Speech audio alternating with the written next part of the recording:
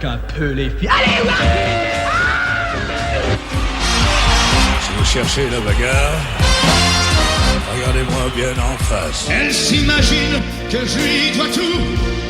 Une femme est aimée dans mes bras. On a tous quelque chose en nous de Tennessee.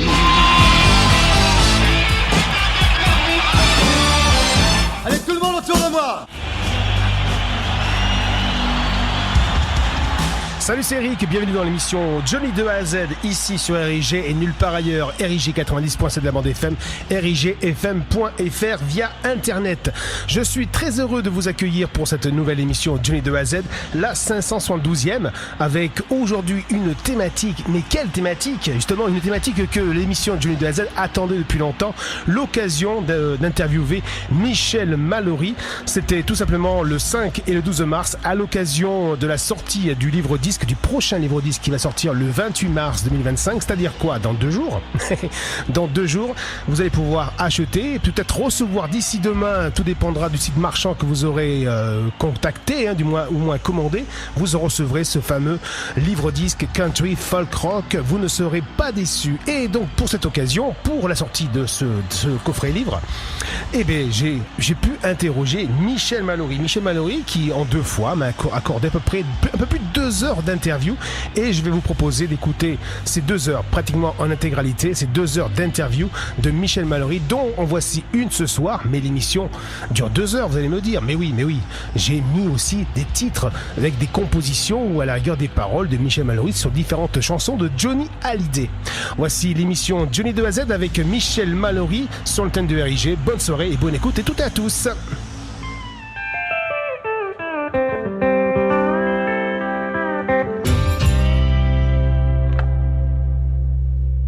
Bonjour Michel Mallory, je vous remercie de m'accorder cette interview, c'est un honneur, et de réaliser un rêve, parler avec le plus grand auteur-compositeur pour Johnny Hallyday.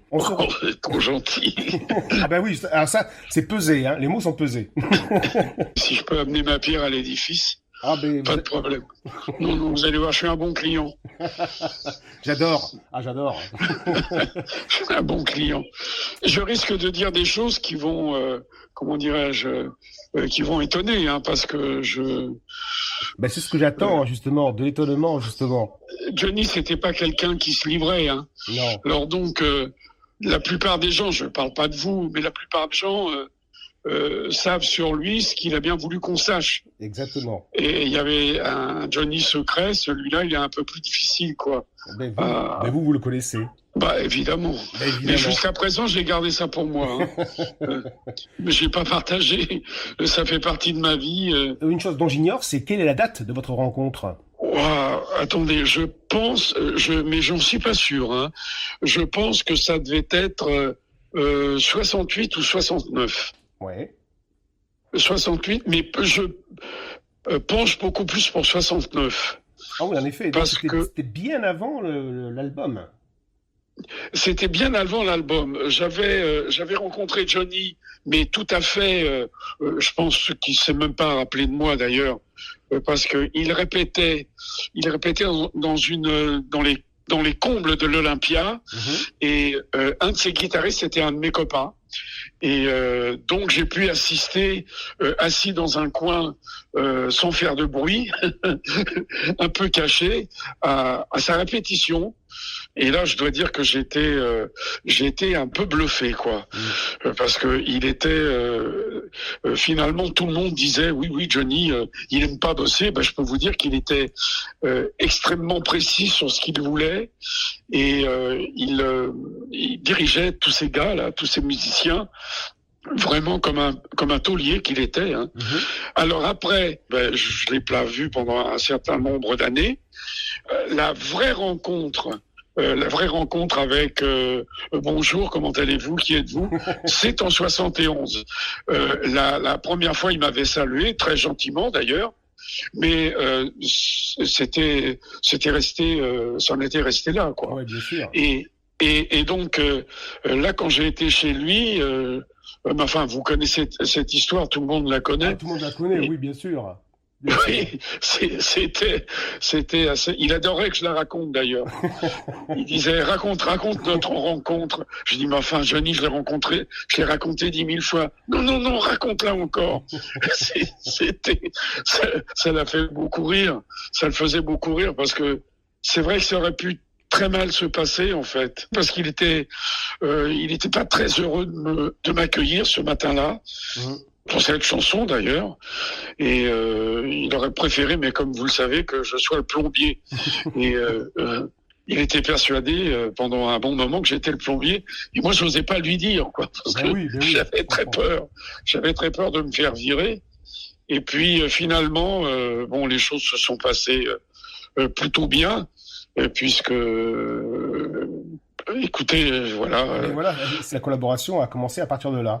Oui, elle a commencé la collaboration, et je peux vous dire aujourd'hui aussi que l'amitié a commencé à partir de ce moment-là, parce que on s'est découvert parce qu'il m'a dit, il posait souvent cette question-là, il l'a posée à Jean Renard aussi. Il m'a dit vous aimez le rock'n'roll? Et là, c'était important de ce que j'allais répondre. Oui. Et je lui ai répondu pas trop, non. Non, j'ai dit pas trop. J'ai dit moi, je suis plutôt un extraterrestre. J'aime des trucs que les gens n'aiment pas. J'ai dit moi, j'aime le blues et la country music. Il a regardé, il a fait non, c'est pas possible. Ben, je dis, si, c'est possible. Je dis, je déteste pas le rock'n'roll, mais je préfère le blues et la country music. Il m'a dit, moi aussi. Et voilà. Et il connaissait ces deux musiques peut-être beaucoup mieux que moi. Ah oui. Oui. Il allait dans la country music, il allait plus loin que moi. Et lui, il aimait même, il allait au-delà de ce qu'avait fait Hugo Frey au tout début, c'est-à-dire, il adorait le skiffle. Tout à fait. Lonnie Donegan était son idole à Johnny.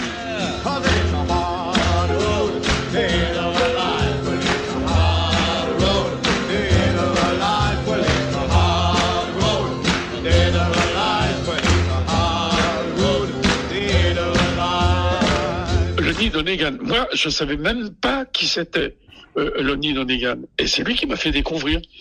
Et donc, il allait très loin. Mais ça, il ne le disait à personne. Il disait qu'il était un rocker pur et dur, ce qu'il était. En vrai.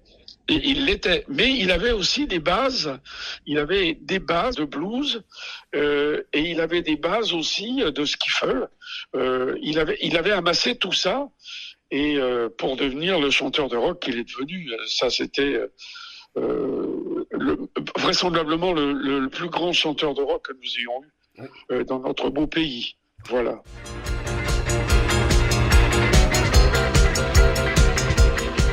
Mais voilà, ce que j'ai envie de creuser un petit peu, c'est des choses que vous n'auriez pas dites auparavant. Et voilà, donner un petit truc en plus. On vous a souvent interrogé sur des choses qu'on connaissait, et c'est sûr que se répéter, vous n'avez pas marre de répéter la même chose au bout d'un moment?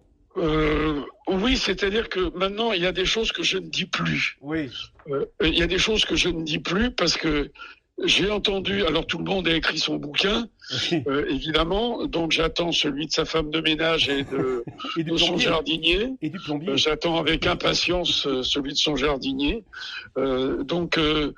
Et j'ai entendu tellement de conneries, je veux dire, qu'à un moment donné,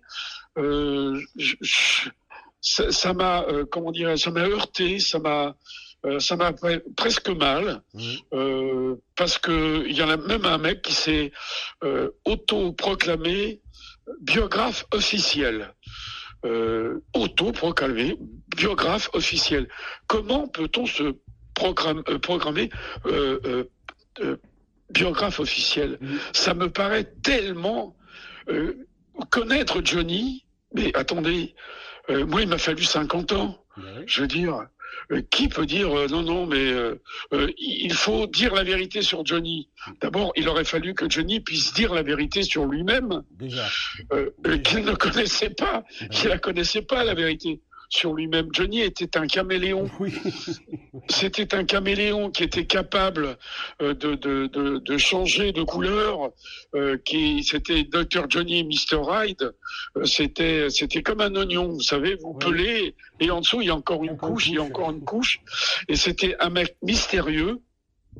Johnny, c'était pas, c'était pas quelqu'un qui s'ouvrait comme ça à tout le monde. Il disait bien ce qu'il voulait vous dire. Hein. C'est ça. Et puis Johnny, c'était un taiseux. Johnny était capable de rester pendant des heures sans dire un seul mot. Par contre, il fallait pas croire qu'il n'écoutait pas ce que vous disiez. Hein. Et qu'il n'allait pas s'en rappeler. C'était quelqu'un de presque d'introverti et de timide. Johnny était quelqu'un de timide.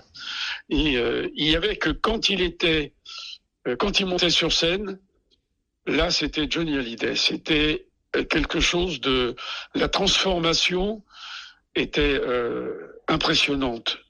Ça devenait lui. C'était le personnage Johnny Hallyday prenait toute son importance, toute son ampleur sur scène.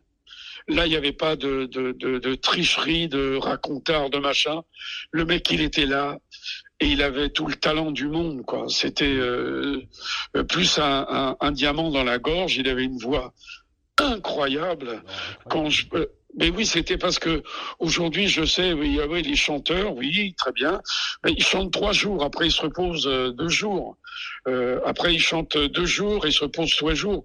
Enfin, je comprends ça. Hein. Johnny, il chantait tous les jours. Tous les jours que Dieu faisait. Il y avait des matinées voilà. aussi. Il y avait des matinées Ah, aussi. oui, mais des fois en matinée, oui, avec 4 paquets de cigarettes par jour. Hein.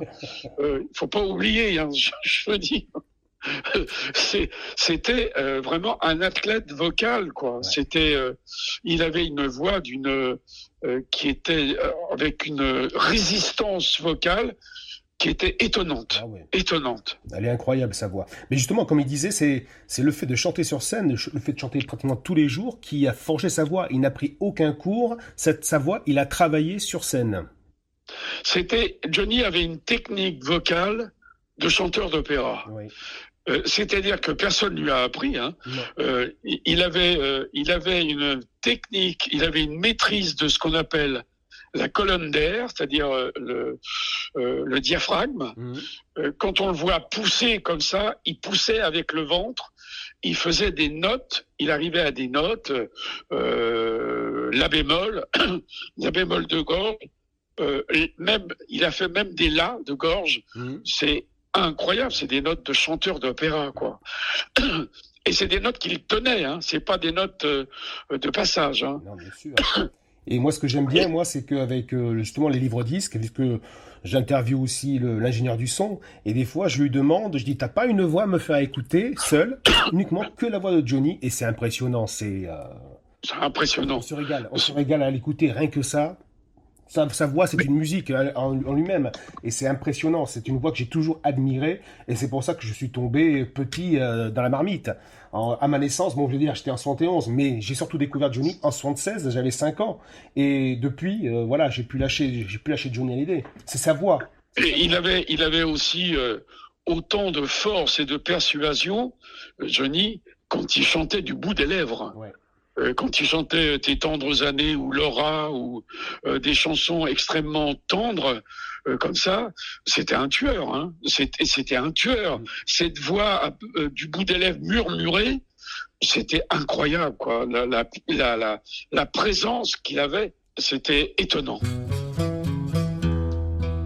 Je suis en train d'écrire parce que j'ai retrouvé des documents. Je suis en train d'écrire un bouquin, j'ai pas encore d'éditeur, mais sur toute la musique que j'aime. C'est-à-dire que l'histoire de la chanson, l'histoire même de la chanson, est une chanson, est une histoire assez incroyable, parce qu'il a fallu une dizaine de petits miracles avant que cette chanson puisse voir le jour.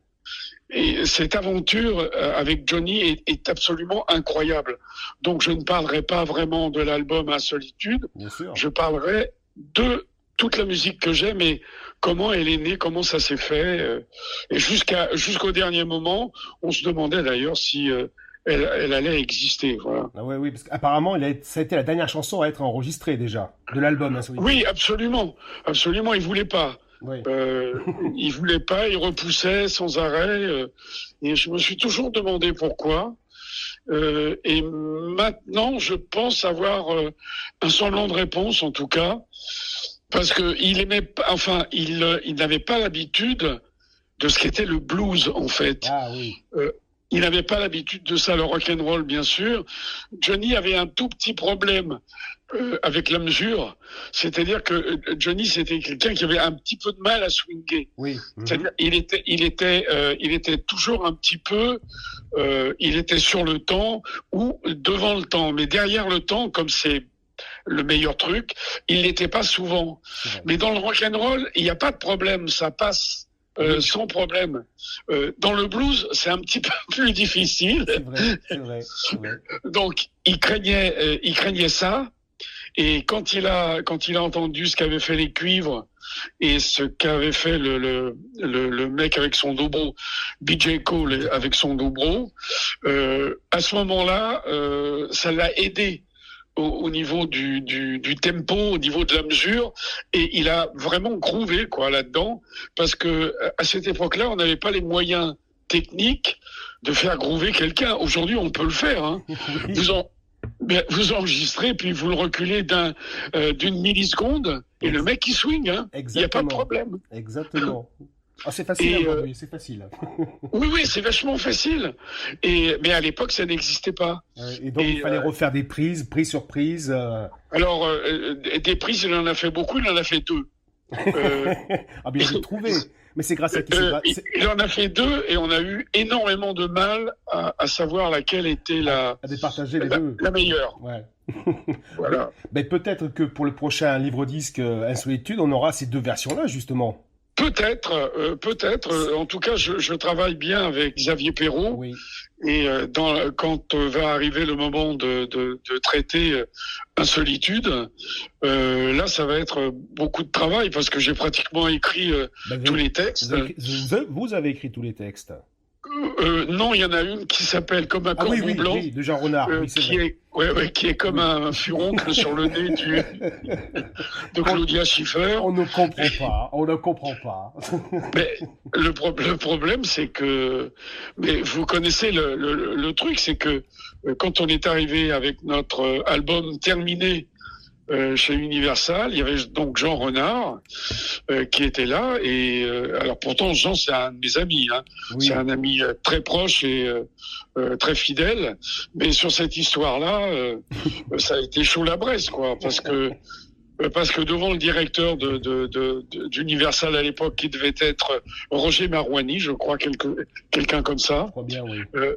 Il dit bon, votre album c'est de la merde. D'Insolitude. Alors donc Johnny et moi, on était fous de joie d'avoir fait cet album. On était heureux, quoi, parce qu'il y avait des choses totalement nouvelles pour lui. Et Jean Renard nous dit c'est de la merde. Là, ça a été j'ai vu la tête de Johnny. C'était invraisemblable pour lui, quoi. Mais il s'est décomposé. Vous aussi, vous êtes décomposé pour le coup. Ah ben, c'était terrible parce que, en fait, ce qu'on n'avait pas compris, c'était que, en fait, ça n'était pas la musique fondamentale de Jean Renard. Ben oui. Jean Renard, c'était des grandes chansons, des grandes mélodies, avec beaucoup de talent d'ailleurs. Mais le rock, il y comprend rien, quoi. Je veux dire, c'est alors le blues, alors n'en parlons pas. C'était. Il voulait refaire un Que je t'aime en quelque sorte. Oui, c'est-à-dire qu'il a dit, j'ai une chanson qui va sauver l'album, c'est Comme un corbeau blanc. Mais le problème, c'est qu'ils ont sorti un 45 tours, face A, Comme un corbeau blanc, face B, toute la musique que j'aime. Et ce 45 tours s'est retourné de lui-même, c'est-à-dire c'est le public qui a retourné le 45 tours, et on n'a jamais entendu Comme un corbeau blanc à la radio, puisque la musique que j'aime passe. Alors, on avait un problème avec la musique que j'aime, c'est que à l'époque où elle est sortie, c'était qu'elle était très longue.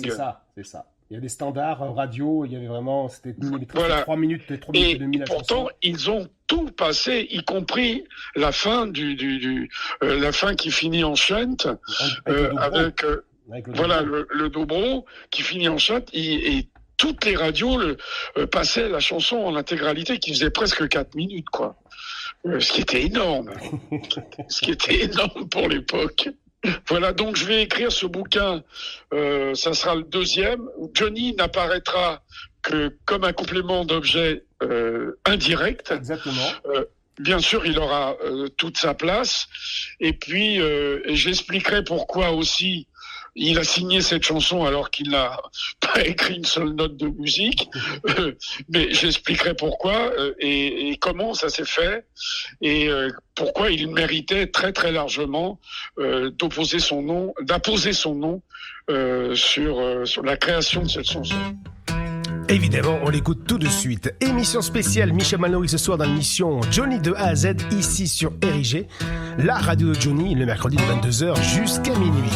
Et revenons, Michel, avec votre première collaboration avec Johnny. Combien de temps après votre rencontre, Johnny est parti enregistrer Sauvez-moi? Est-ce que vous l'avez suivi en studio? Non, pas du tout. C'était, comment dirais-je, il devait partir. Oui.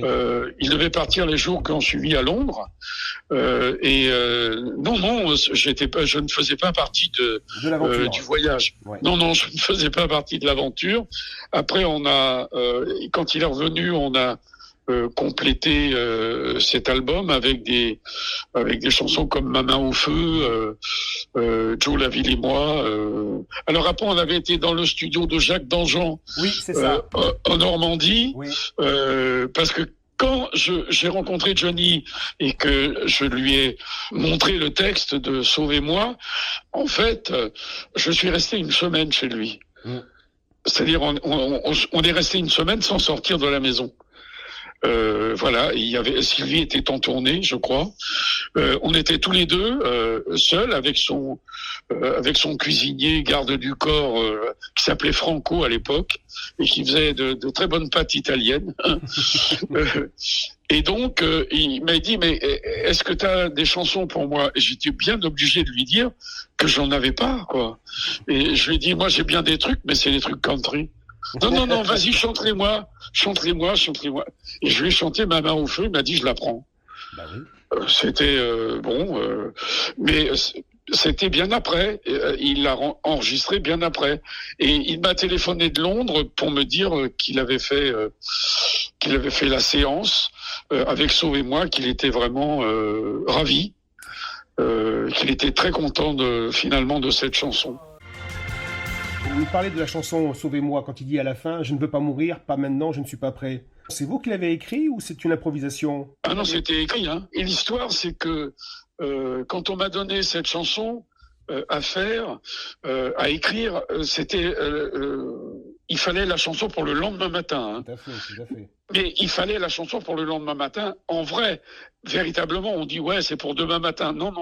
Là, j'avais rendez-vous avec lui le lendemain matin, ouais.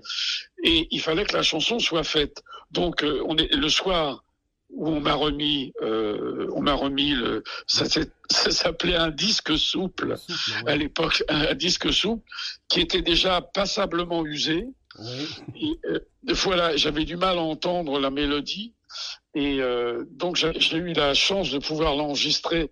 J'avais un lecteur de cassette. J'étais un des premiers à avoir un enregistreur à cassette. Alors j'ai enregistré ça pour pouvoir l'écouter beaucoup mieux et plus longtemps. Et on m'avait dit tous les auteurs de Paris s'y sont cassés les dents. Tout à fait. Alors je dis si on me l'a donné à moi, c'est qu'il n'y avait plus personne. Au désespoir.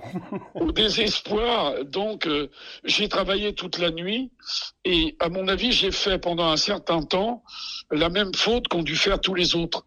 C'est-à-dire que je parle assez bien anglais et j'ai essayé de traduire le texte et le texte était très baba cool, quoi. Oui, c'était c'était baba cool, quoi. C'était et je me suis dit, les mecs ils ont dû se planter parce que ils n'avaient pas envie de faire ça, quoi. Oui, ils ont voulu faire Ils ont voulu faire Oui, une j'ai traduction dit, comme... je vais aller complètement à l'envers. Tout à fait. Ça va passer ou ça va casser, et je vais en faire un espèce de lâche, Ouais. un espèce de lâche condamné à mort, qui veut pas mourir, qui a fait pique-pendre, mais qui serait prêt même à vendre sa mère, quoi. Et j'ai dit bon, si ça passe ou ça casse, quoi. Bien sûr. Et puis quand je lui ai tendu le texte, il a regardé le texte et puis il m'a dit il n'y a pas le nombre de pieds. Oh la vache. Alors j'ai dit écoutez, peut-être que le texte ne vous plaît pas, mais ce que je peux vous assurer, c'est que il y a le nombre de pieds. Il a relu encore en fumant cigarette sur cigarette, mais je voyais bien que je l'emmerdais. Hein. Il n'avait pas envie de parler de chansons ce matin-là, quoi. Et puis je lui ai dit la chose la plus incroyable. Je lui ai dit écoutez, si vous voulez, je peux vous la chanter. Et là, c'était vraiment gonflé de ma part, quoi. Il faut le faire, il fallait le faire. Ben oui, surtout à 10h du matin, c'était Johnny Hallyday, hein. Oui. Voilà, c'était quand même Johnny Hallyday. Et là, je savais qu'en fait, il fallait que j'envoie le bâton et qu'il fallait que surtout que je prenne conscience que l'instant que je vivais était extrêmement important pour moi. Et j'ai chanté peut-être comme j'ai jamais chanté de ma vie, hein. Ouais. Et à la fin, quand je disais sauvez-moi, je parlais de moi. C'était moi qu'il fallait sauver. Et il a été quand même assez. J'ai mis toute la dramaturgie que je pouvais, et il a quand même été assez impressionné, parce qu'il m'a dit t'as une seconde, et là il m'a tutoyé, il est reparti, et puis il est revenu, vous connaissez l'histoire. Ouais. Il est revenu avec Jerry Donahue, il a fallu que je rechante, j'ai rechanté 4 fois, mais à la 5e fois il a chanté avec moi. Et là j'ai fait du léger, quoi, parce que inutile de vous dire que la chanson il se l'était appropriée. Et quand il disait « Sauvez-moi », ça avait une autre saveur que quand c'était moi qui chantais. Hein. C'était vraiment extraordinaire, quoi. Et il en a fait une version live en 1979 incroyable également sur la scène. Ah oui, là, il jouait un rôle. Ah oui. C'était l'acteur, c'était Johnny acteur. C'est un truc qu'il adorait faire, quoi. Oui, parce qu'il ne l'avait jamais chanté auparavant en live, cette chanson. Et en 79, vraiment, on se prend une claque. J'ai dit, écoute, je suis pas sûr que tu puisses chanter ça. Je lui ai dit, je ne suis pas sûr que vous puissiez chanter ça, parce que je prenais des pincettes, et je lui disais, mais parce que il y a une partie qui est quand même comment dirais-je, réservée à un acteur quelque part. Et puis en plus, je savais pas qu'en fait ça le flattait vraiment, parce que c'est ce qu'il aurait voulu être, un acteur. Et donc toute la partie parlée que vous évoquez, ça lui convenait parfaitement, quoi. Ça lui convenait parfaitement. Il y avait dans cette chanson beaucoup de dramaturgie, et ça lui plaisait. Salut, c'est Johnny. Et vous, d'où vient cette passion pour la country music? Est-ce que vous n'étiez pas frustré de chanter dans les années 60 de la variété française?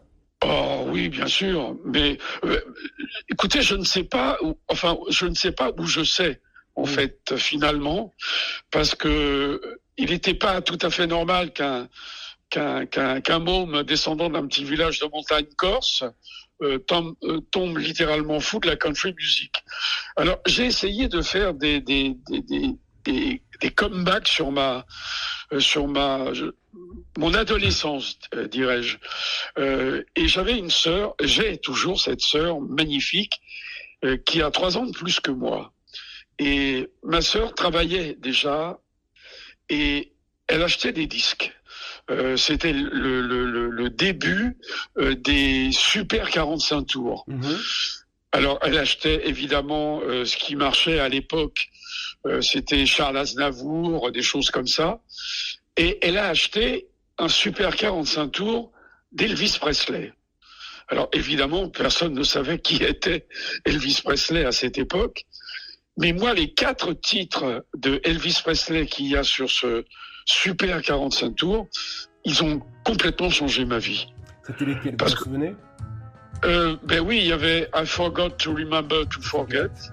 I forgot to remember to forget her. Il y avait Train. Mystery Train, oui. Ouais. Il y avait... ça va me revenir. Ne vous inquiétez pas, je chercherai. Voilà. Et le son de la voix, ben, il y avait Don't Be Cruel. Oui. Il y avait toutes ces... et moi, le son de la voix de ce mec, les guitares derrière, avec les chœurs des Jordaners, je m'en suis pas remis. Et j'ai été jusqu'au bout de mon rêve. Hein. J'ai été dans le studio où il a enregistré. J'ai rencontré les Jordaners. J'ai fait des trucs. Voilà, j'ai été jusqu'au bout de mon rêve. J'ai rencontré tous les musiciens d'Elvis. Donc j'ai été vraiment. J'ai voulu essayer de comprendre, de disséquer. Alors évidemment, Elvis c'était un rocker, mais il l'appelait The Rocking Cowboy. Mm-hmm. En fait, il était influencé par le blues formidablement, par le gospel, parce que je pense vraiment que la musique qu'il préférait, c'était le gospel, Elvis. Il était bercé par ça, parce que c'était quand même relativement cul béni. Hein. Lui, sa mère, son père, oui. Tout ça, ils étaient très proches et Elvis adorait chanter le gospel avec tous ces tous ces chœurs. Oui, les Jordaners, les Stamps, J.D. Sumner, le bassiste là. C'est pas pour rien qu'il a fait 2 albums de gospel dans sa carrière. Ah oui, mais il adorait ça. Vraiment, il adorait. J'ai jamais vu faire de gospel avec Johnny, mais j'aurais bien aimé. Pourquoi pas? J'aurais bien aimé. Alors voilà pourquoi. Voilà, Elvis a changé ma vie. Ah voilà. Voilà. Mais vous auriez pu faire du gospel, faire des chants corses, ouais. Chanter des chants corses. J'en ai fait, j'en ai fait avec Gene Manson. Oui. On a fait la chapelle de Harlem. Oui. Bon, on s'est pas gouré là, on avait tapé bien dedans là. C'était sympa. On avait bien tapé dedans. Un jour, j'avais fait un truc ici dans une église. C'était à l'époque où je chantais encore et j'avais pas eu un concert des cordes vocales, et donc j'avais fait venir un groupe de chanteurs corses qui chantaient eux des chants religieux avec 5 voix différentes, un groupe de gospel de Rouen, et à la fin on a fini tous ensemble dans une église super. Et ça a été un moment magique. Ça a été un moment magique. Voilà, j'ai beaucoup voyagé musicalement, de la country au gospel, en passant par le blues et le rock, y compris les grandes chansons avec Jean Renard. Oui. Ah, écoutons le cowboy d'Aubervilliers de Michel Mallory. C'est moi le cowboy d'Aubervilliers, mais mon chapeau c'est un béret. Mon cheval c'est un Salex, j'aimerais qu'on m'appelle Tex, mais mon vrai nom c'est René. C'est moi le cowboy d'Aubervilliers, même que mes copains d'atelier, dès que j'ai le dos tourné, disent que je suis cinglé, eux qui ne savent plus rêver. Il y a longtemps que j'attends de voir le Texas et le Nevada, mais le métro ne va pas jusqu'à là-bas. I'm the cowboy from Aubervilliers. I am très connu, porte Champéret. Mais je travaille chez Renault, c'est un sacré boulot pour un cowboy d'Aubervilliers. Je suis plus rapide que le grand Billy, le grand Billy de Juvisy. Mais mon grand ennemi c'est Joe de Champigny.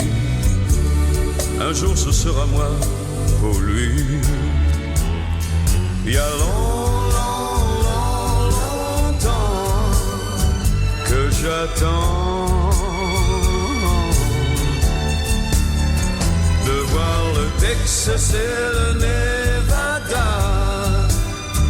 Mais le métro ne va pas jusqu'à là-bas. Dans mon ranch à Aubervilliers,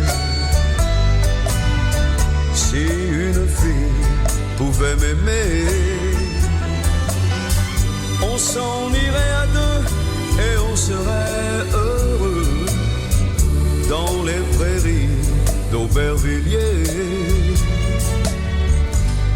Nous les cow-boys d'Aubervilliers.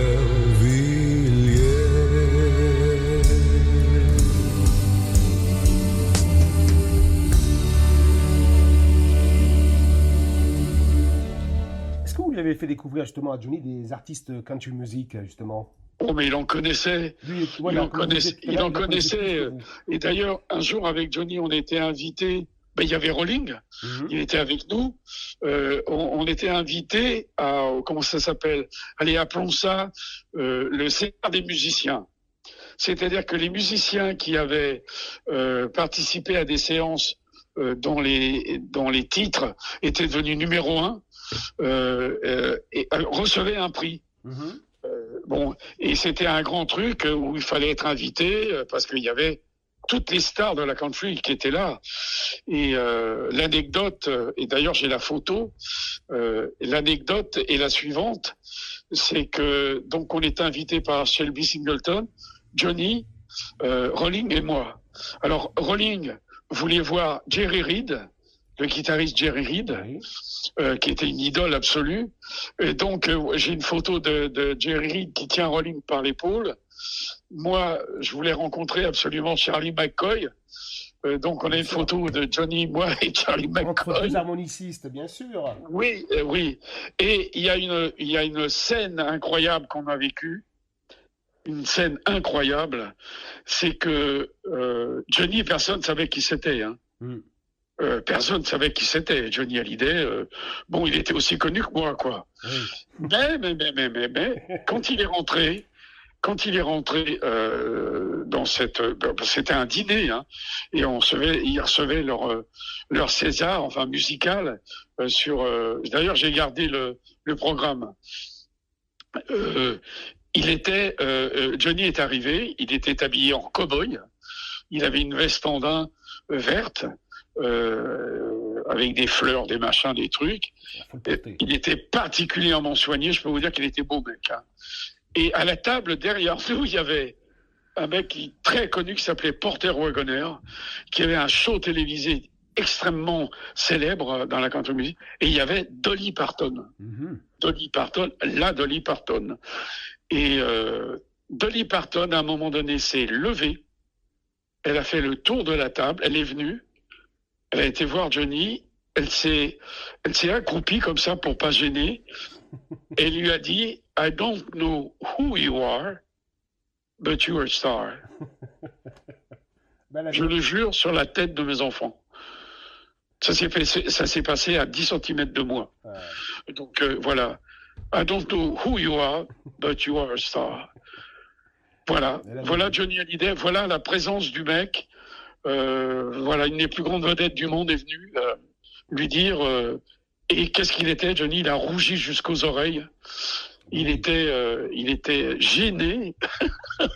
Il était gêné comme tout. Et c'était alors qu'elle venait de lui faire un aveu incroyable, quoi. Voilà.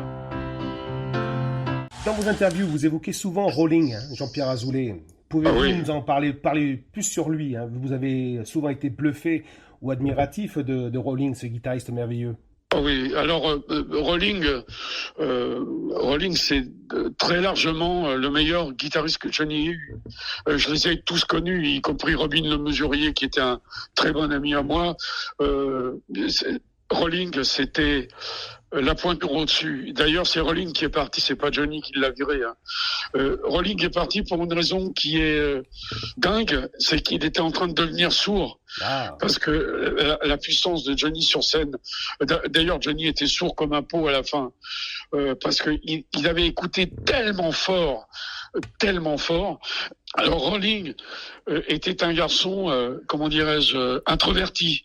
C'était quelqu'un de timide, c'était quelqu'un de charmant.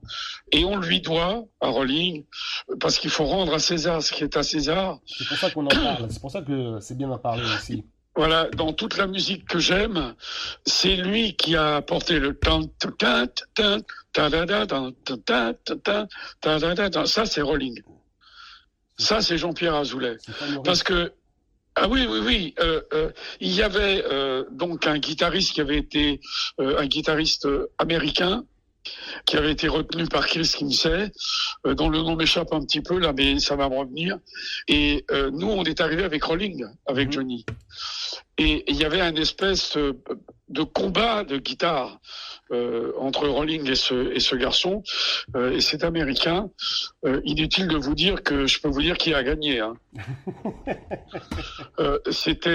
Rolling connaissait Johnny sur le bout des doigts. C'est-à-dire que il avait réussi quelque chose que peut-être que les autres n'ont pas tout à fait complètement réussi.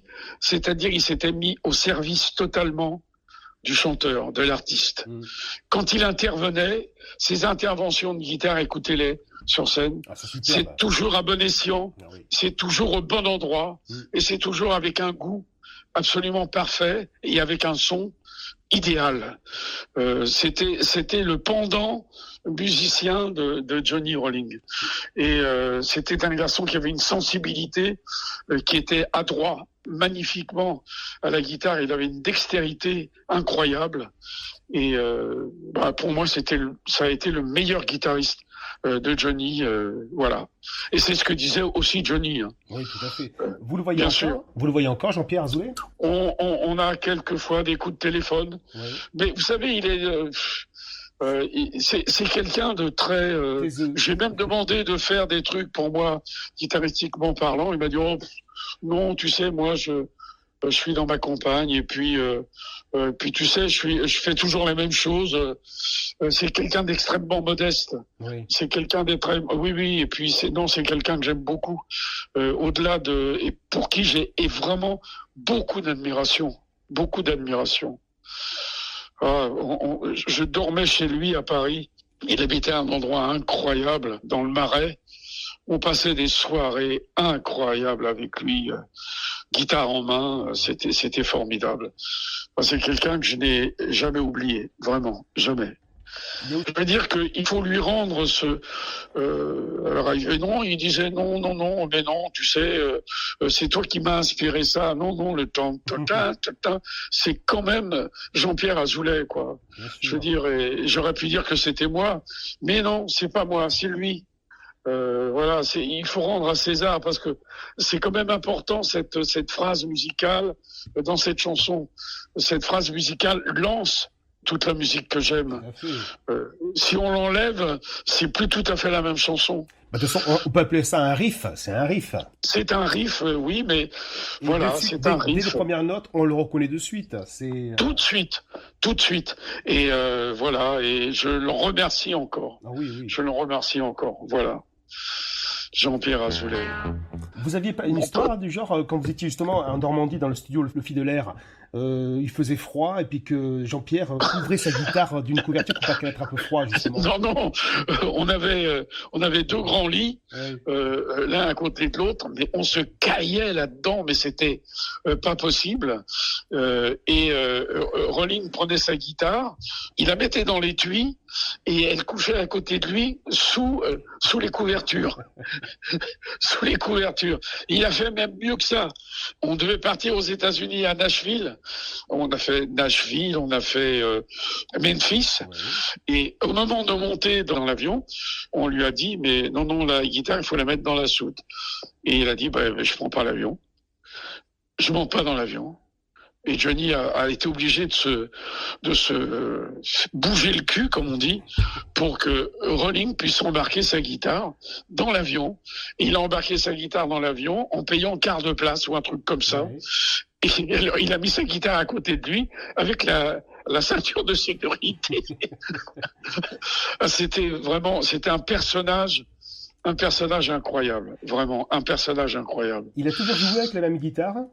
Ouais. Oui. Il avait une, je pense qu'il l'a toujours, une Serial Fender, Stratocaster, Sunburst, qui à l'heure actuelle, c'est des guitares qui se menaient, si vous la trouvez, hein, entre 40 et 50 000 euros. Hein. Peut-être que la sienne vaut beaucoup plus cher, puisque il avait une mécanique qu'il avait perdue. Il avait mis une mécanique Gibson à la place. Ça me faisait marrer à chaque fois. Et non, il avait une guitare exceptionnelle. D'ailleurs, le son de sa guitare se reconnaît entre mille. Hein. Se reconnaît entre mille, ouais. Et oui, je pense qu'il l'a toujours. Et c'était une guitare aujourd'hui rarissime. Hein. Les sérielles, c'est rarissime et ça coûte un bras. Et celle-là, elle était, comment dirais-je, toutes les pièces étaient identiques et elle n'avait pas été trafiquée par qui que ce soit. Il avait veillé là-dessus avec beaucoup de soin. Sa guitare, c'était quelque chose, c'était un autre lui-même. Oui. C'était sa prolongation, en quelque sorte. Ah oui, c'est ça. C'était, il fallait qu'il la touche, c'était quelque chose de tactile, presque sensuel. Il y avait un côté sensuel entre Rolling et sa guitare. Il y avait une sensuelle. Ah oui, c'était vraiment formidable. Johnny avait fait une chanson, la chanson Pendu à mon cou, mais on peut associer cette chanson-là aussi à Jean-Pierre Azoulay. Ah oui, absolument, oui. Oui, vraiment, j'ai rarement vu comment dirais-je, une osmose pareille entre un musicien et son instrument, vraiment. C'est quelqu'un qui restera longtemps pour moi ce que j'ai entendu de mieux à la guitare. Voilà. C'est pour ça qu'on en parle. C'est pour ça. Oui, c'est pour ça qu'on en parle et que je voudrais qu'on lui rende hommage parce que c'est quelqu'un qui le mérite. Oui. Très très largement parce que il a moins fait couler d'encre que d'autres. Les Nono Krief ou compagnie, très très bien, ou les Yarol Poupeau. Inutile de vous dire que ça jouait pas dans la même catégorie. Hein. Ah non, ça c'était pas dans la même catégorie. Je ne cours pas après lui, je ne cours pas après des interviews avec lui, ça ne m'intéresse pas. Ça ne m'intéresse pas. Non, mais moi, vous savez, le dernier anniversaire de Johnny, je rencontre Yarol Poupeau, on me le présente. Le mec m'ignore royalement, très bien. Et après, d'abord, je suis à la table de Johnny, je suis juste en face de lui. Donc, je suis à la table d'honneur avec Eddie Mitchell. Et Johnny se lève à la fin d'une idée, il dit, voilà, je vais faire un album avec Michel Malheureux, on va partir à Nashville tous les deux. 2 minutes après, Yarol Poupeau arrive et je lui dis, mais je connais bien votre fils. C'est vrai, il connaissait mon fils. Ouais. Je connais bien votre fils. Et là, il a commencé à me cirer les pompes. Donc voilà, fin du coup. Voilà, fin du coup. Vous vouliez que votre fils joue sur cet album-là en plus, et donc lui, il voulait mettre aussi un petit peu ses bottes dedans. J'en sais rien, mais en tout cas, tout d'un coup, j'aurais pas imposé mon fils à Johnny Hallyday, certainement pas. Non. Johnny choisit ses musiciens. Hein. Oui. C'est un domaine qui était le sien. Il fallait qu'il ait une affectivité, Johnny, avec ses musiciens. C'était pas seulement des musiciens. Il y avait aussi de l'amitié quelquefois, hein. Pas toujours, hein, mais souvent il y avait de l'amitié. Parce que Johnny admirait aussi, hein. Johnny admirait les gens qui faisaient quelque chose que lui ne savait pas faire. C'est ça, comme il disait Johnny, lui c'était surtout de la rythmique qu'il faisait avec la guitare, mais il n'avait pas... Oh non, attendez, oui, Johnny c'était un bon guitariste rythmique, voilà. Comme vous venez de dire, oui. Mais pour faire ce que faisait Rolling, c'est autre chose. On est dans un autre domaine.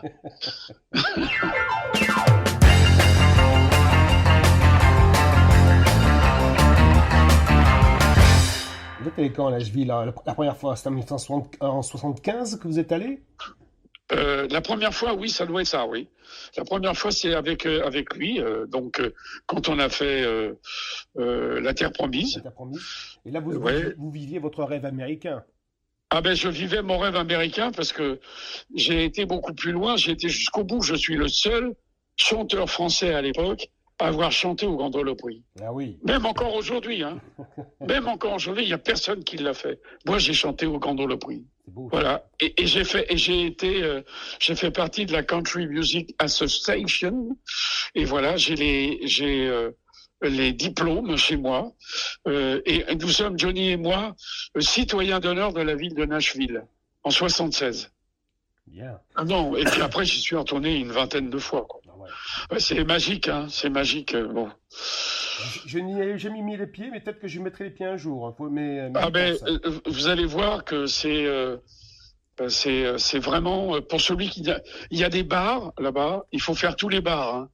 Il faut faire tous les bars parce qu'à partir de 5 heures du soir, il y a des groupes qui jouent. Oui. Dans tous les bars, dans downtown, dans tous les bars, et ça assure la mort, quoi. Ça assure la mort. On a écouté, c'est des jeunes, des filles, il faut entendre ça, quoi. C'est vraiment Music City, hein, Music City. Il faut aller dans les bars pour écouter la musique, c'est incroyable. Ça vous coûte quoi? Une bière. Oui. Et vous entendez des groupes, oh la vache! C'est incroyable.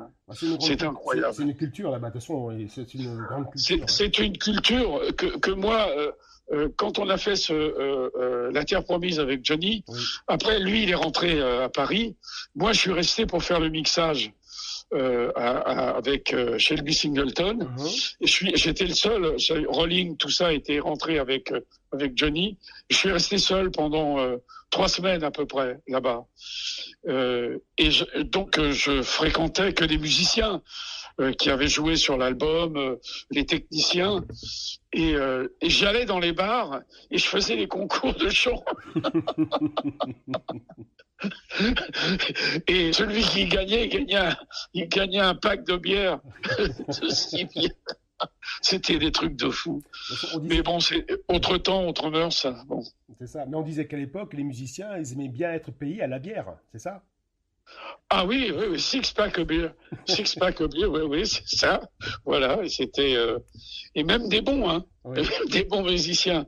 Maintenant, je peux vous dire qu'ils sont, comment dirais-je, syndiqués à mort. Oui. Et par contre, c'est magnifique. Hein.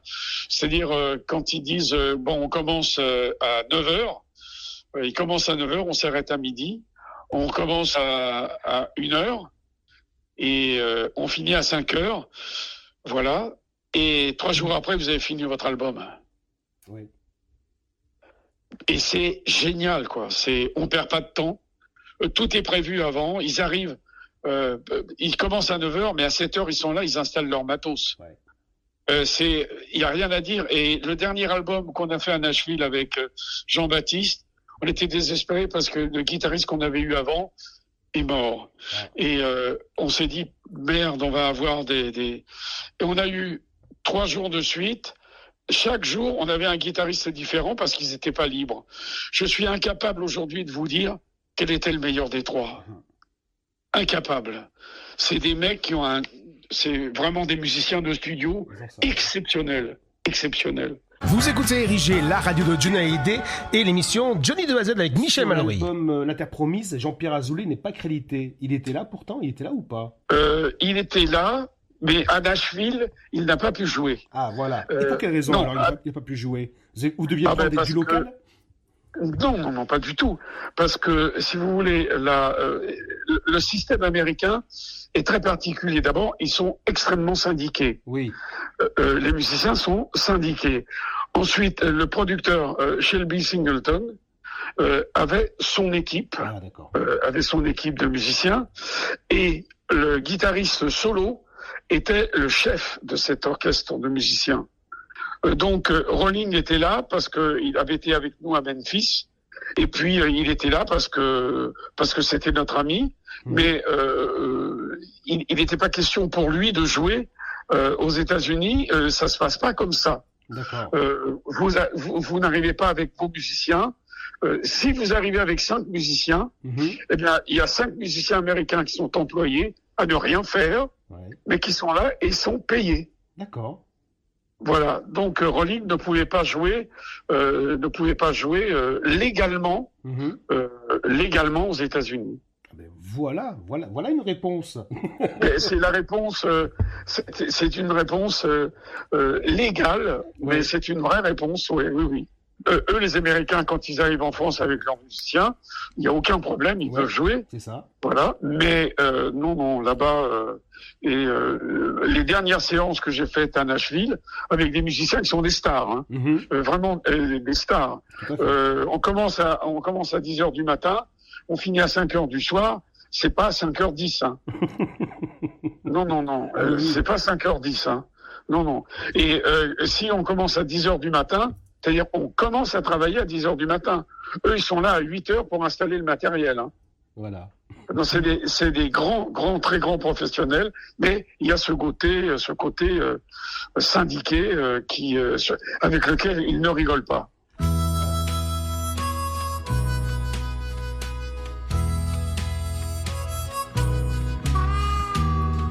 On parle justement de l'album La Ta Promise, tant qu'on est lancé là-dessus. Vous aviez fait, il y a beaucoup d'adaptations, mais il y a aussi des originaux, comme la chanson La Première Fois, Je t'aime à l'infini. Comment elles sont venues, ces chansons? Parce que, comment dirais-je, on était immergé dans cette dans cette musique country. Là-bas, on était immergé, on rencontrait parce que on faisait pas des albums en 3 jours, hein. On mettait 1 mois pour faire un album, hein. Et donc il y avait des adaptations évidemment, mais quand on est arrivé à Nashville, on n'avait pas une seule chanson, hein.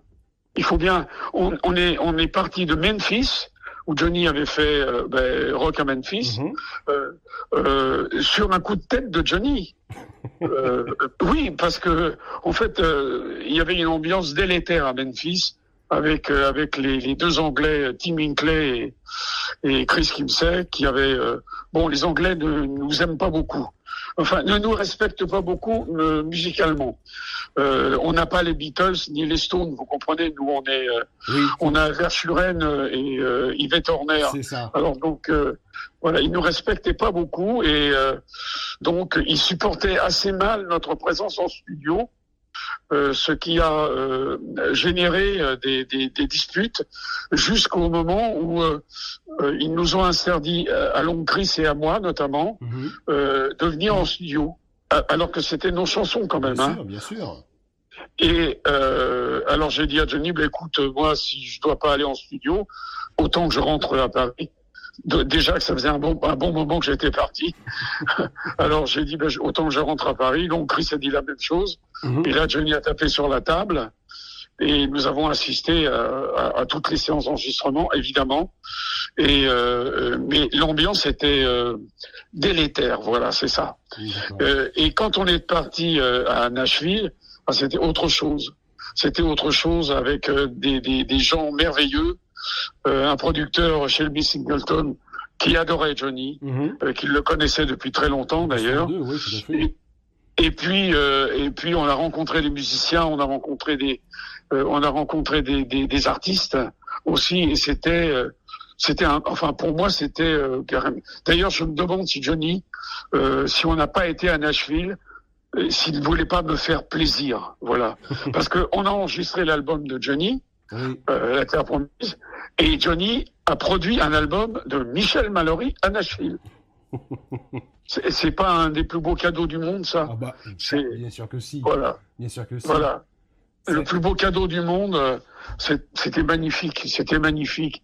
On vivait dans un endroit qui s'appelait le Spence Manor, qui était un endroit idyllique.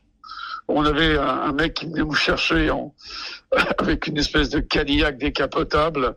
C'était une ancienne gloire de la musique. C'était le rêve permanent, quoi, pour moi. C'était vraiment fabuleux, fabuleux.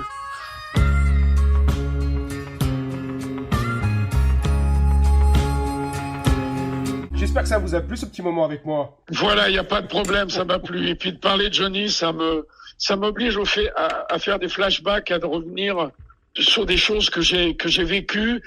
Et il faut pas que je me trompe. Pour une raison très simple, c'est que les fans ne se trompent pas. Non.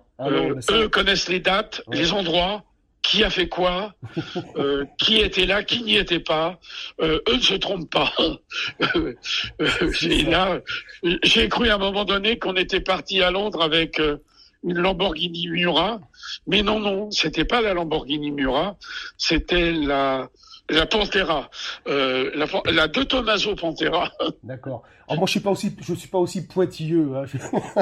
non, mais autant pas se gourer, quoi. Oui, tout à fait. Autant pas se gourer. Donc, je fais des flashbacks.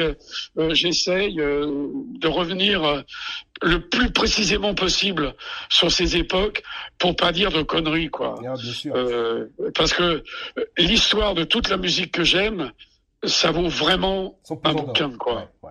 Ah oui. Puis il y aura des photos. Il y aura des photos, comment dirais-je, des photos inédites, y compris de lui, inédites, y compris de lui, et des musiciens que vous n'avez jamais vus et qui sont là. Des photos de guitare sur lesquelles les chansons ont été composées. Enfin, bon. Ça change et puis ça m'a fait plaisir de parler de Rolling parce que on parle pas beaucoup de lui, c'est bien dommage. Et justement, ce que j'allais vous poser la question, est-ce que vous allez peut-être l'interroger est-ce qu'il va participer pour votre livre? Ce serait intéressant, ça aussi. Oh, je vais l'appeler. Oui. Je vais l'appeler. Un petit peu. Oui, ça va être dur, hein. Ça va être dur. Ce qu'il y a de dur avec Rolling, c'est qu'il n'a pas besoin d'argent. Donc, il a épousé une fille qui s'appelle, c'est une Canadienne française. D'accord. Et qui a une agence de mannequins. D'accord. Et qui est sa maîtresse, sa femme, son amie, sa confidente, et sa mère. D'accord. Pauline, elle s'appelle Pauline. Et c'est un couple extraordinaire. Voilà. Donc, Rolling, et il a bien raison, c'est un philosophe, ne fait que ce qu'il a envie de faire. Voilà. Alexandre le Bienheureux, on va l'appeler. Alexandre le Bienheureux. Je vous souhaite une bonne journée. Merci beaucoup, Michel. Merci encore beaucoup et bonne journée à vous aussi. Merci, au revoir. À très vite, au revoir. Ainsi s'achève cette émission spéciale Michel Mallory, première partie. La deuxième partie vous sera diffusée le 23 avril 2024, bien sûr. Et on se retrouve dans 3 semaines. Dans 3 semaines avec le live du mois. Oui, dans 3 semaines. Il y a des concerts entre-temps, mais ça tombe un mercredi. Voilà. Je vous remercie toutes et tous d'avoir écouté cette émission spéciale Michel Mallory. Et prenez soin de vous. Vous pourrez retrouver cette émission prochainement, très rapidement en podcast, comme vous pouvez écouter aussi l'émission podcast sur le livre disque du country folk rock. Bonne nuit à toutes et à tous, à très vite. Ciao ciao.